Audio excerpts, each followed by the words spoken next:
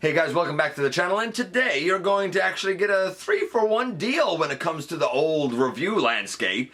And we're going to do it fairly quickly because we kind of don't have to spend too much time on the transformations, at least not most of the transformations. When we look at the Siege Alphastrike Squadron consisting of Covert Sideswipe, Trenchfoot, the Battle Master, and Slamdance. And these three guys, they're going to be our focus this time around in the latest GotBot True review.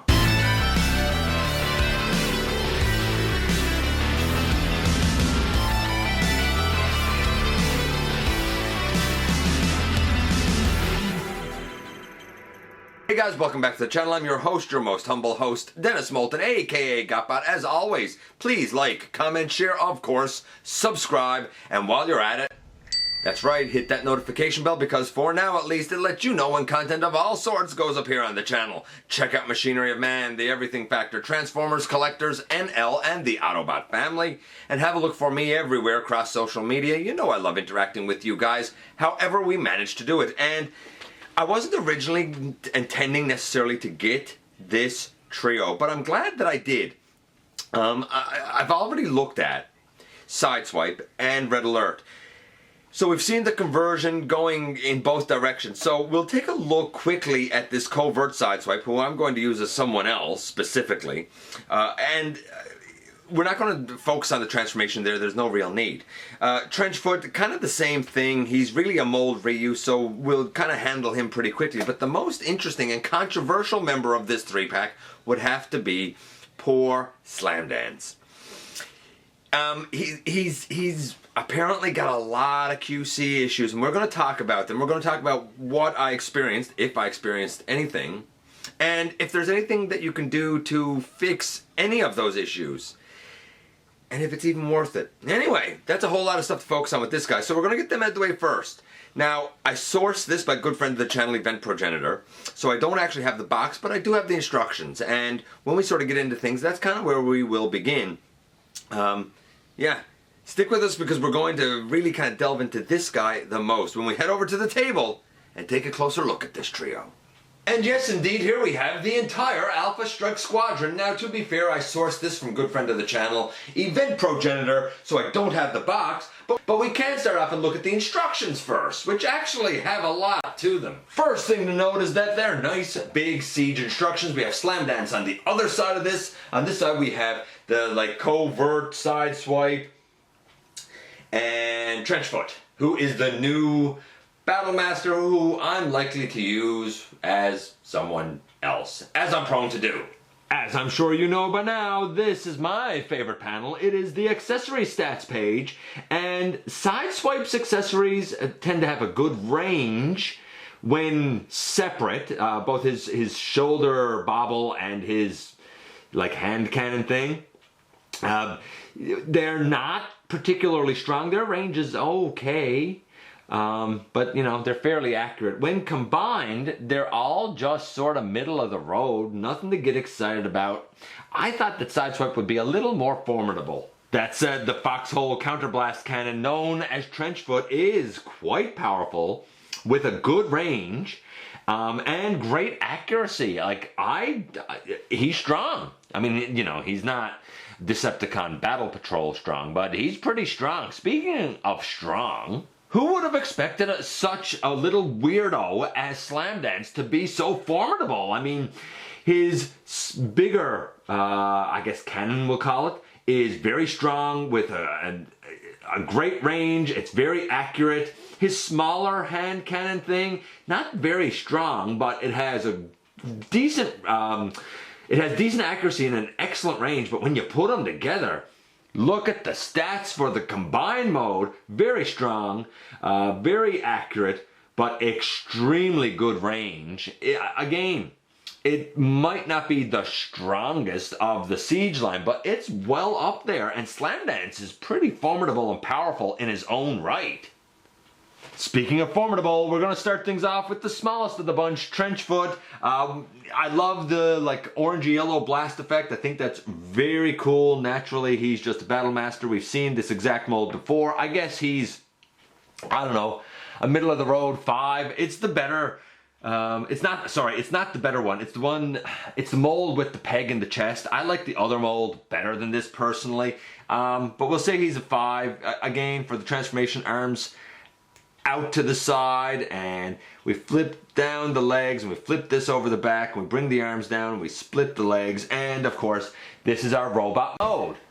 And in his robot mode, what can I say? The transformation, it's 10, I guess.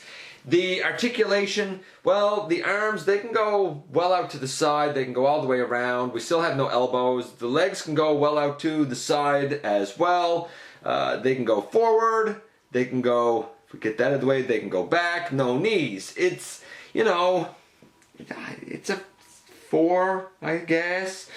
In terms of the coloration though, and the paint apps, I love it.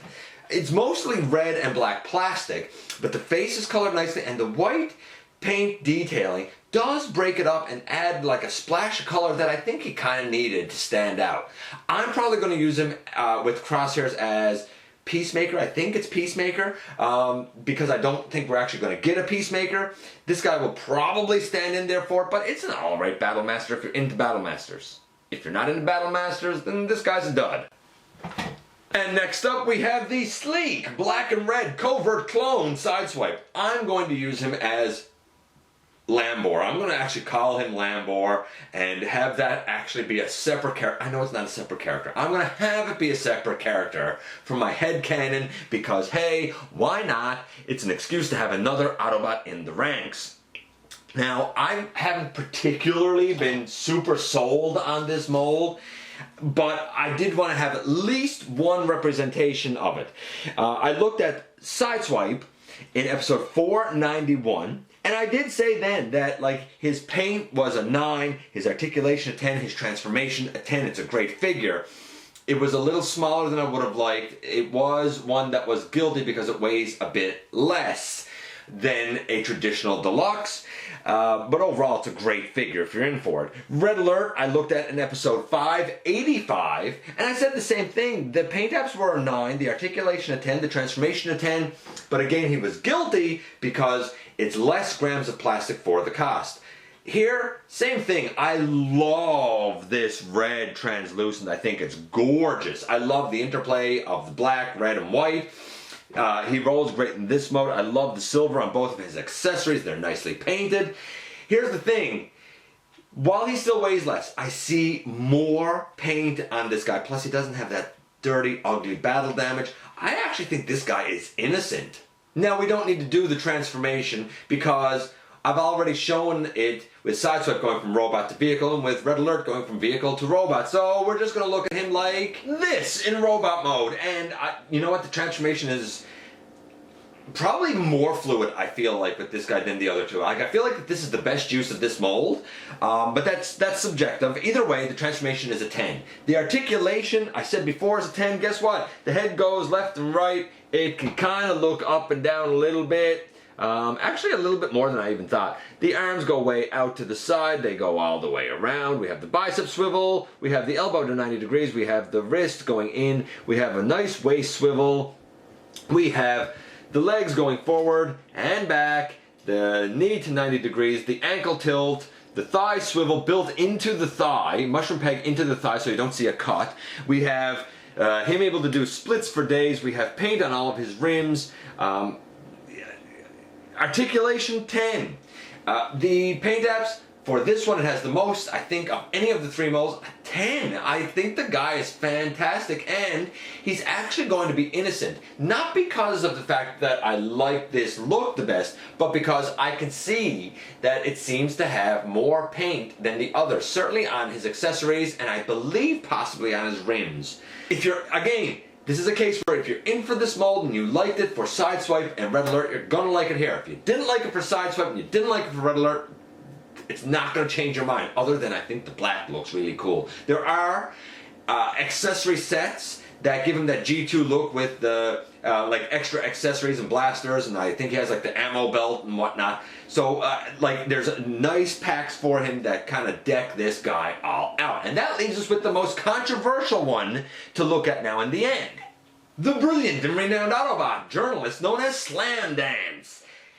And this is a reuse of the Skytread or Flywheels mold from earlier in the line, which was pretty fantastic, and he just eked out an innocent verdict. This guy will also get an innocent verdict from me. However, I could understand why he would have a guilty verdict from many, because there are significant issues that have been reported with this guy that I seem to have avoided, but I'm going to point them out as we go here. First things first, both of these guys should be cassettes, and well, neither of them have a cassette mode.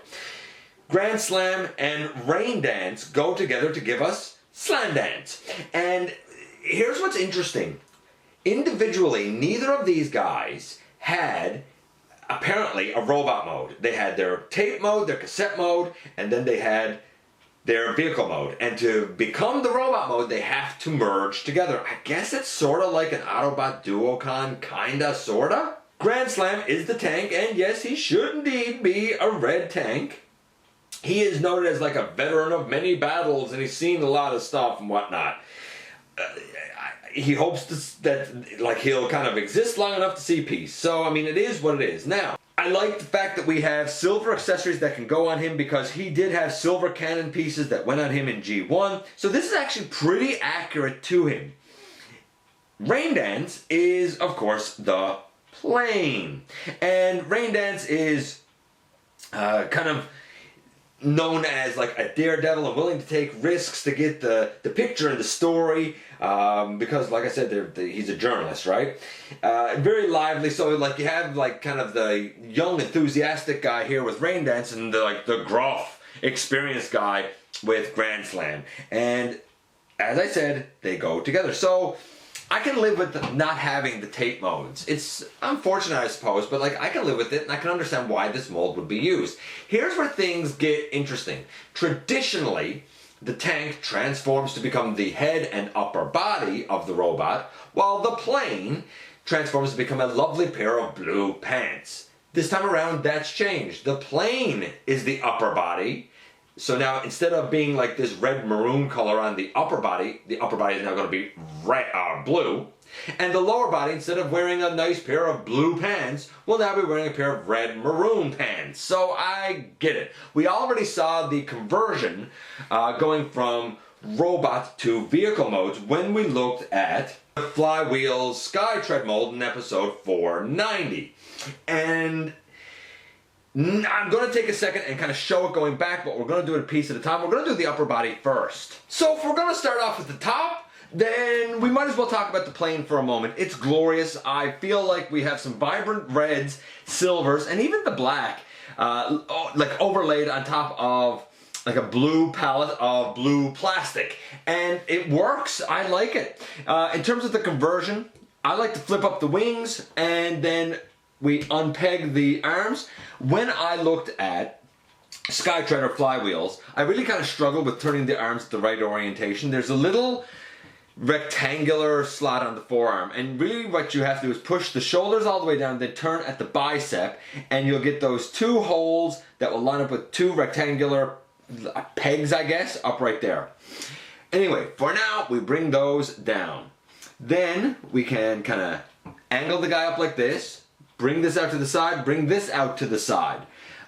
Then we can bring in that piece and bring in that piece, and there's a cube, I guess, right there that flips up. We can bring down the arms and bring down the arms. Bring out the hand and bring out the hand, and of course, as you would well expect, we rotate at the bicep and rotate at the bicep, and then we bring down the chest piece. You may need to open that out. There, and that is the top of the body done. And yes, poor Grand Slam is definitely the weak link of this set.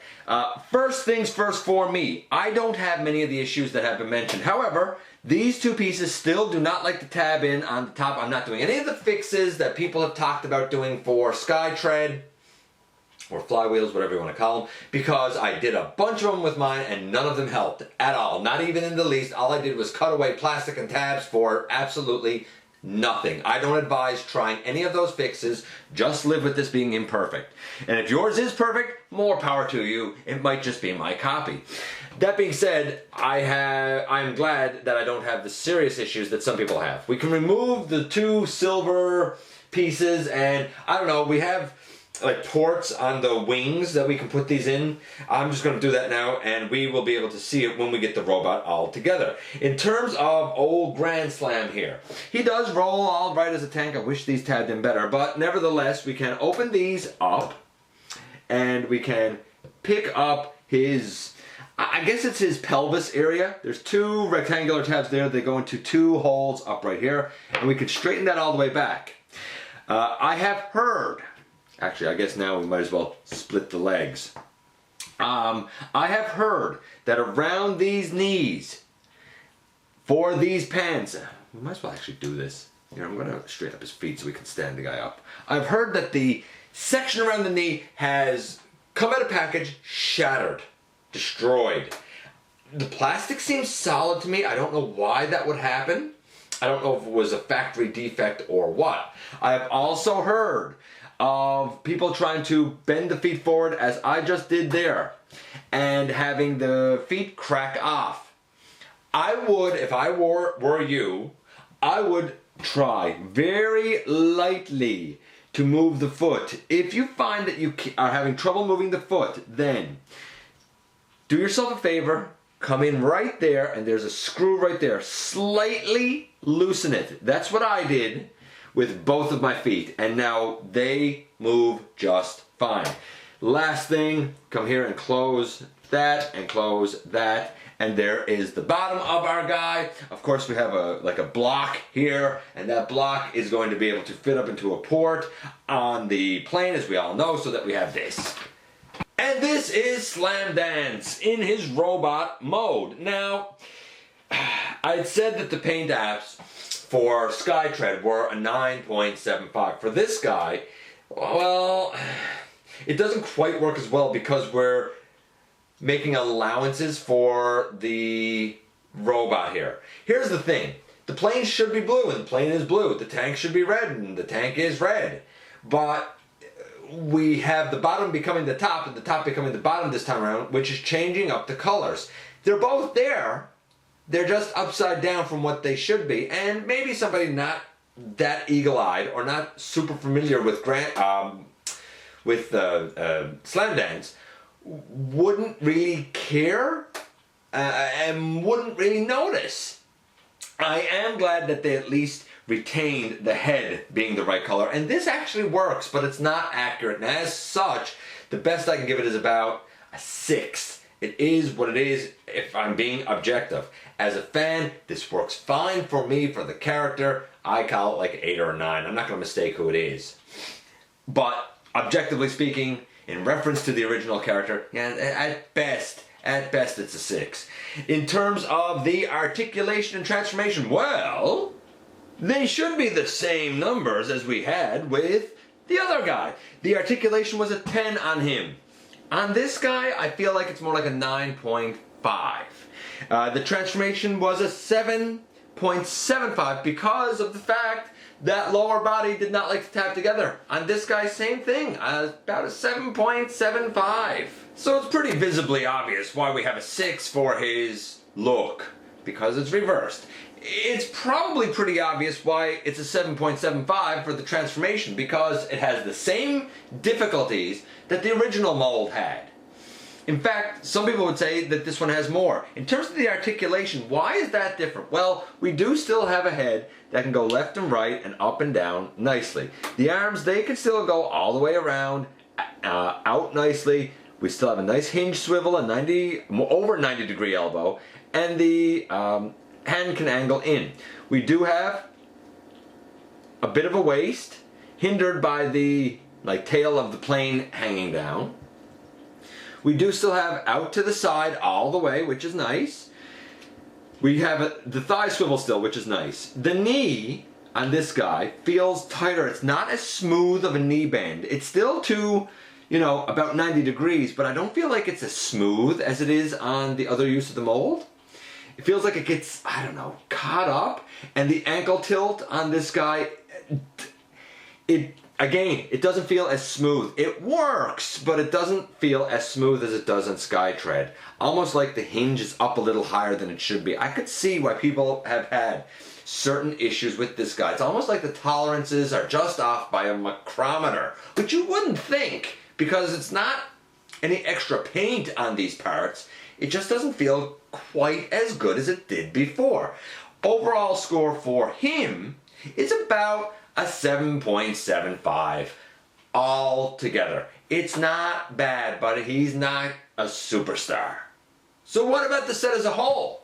It's an alright set. Here's the thing, you don't really need this set. I mean, Trenchfoot is a new character. If you don't like the Battle Masters, who cares? If you have Sideswipe and you don't really want a G2 Sideswipe, who cares? And then Slamdance, who was probably the draw of this set, is a representation of this character that's a little bit lackluster. Serves fine for me, but I don't think it's necessary.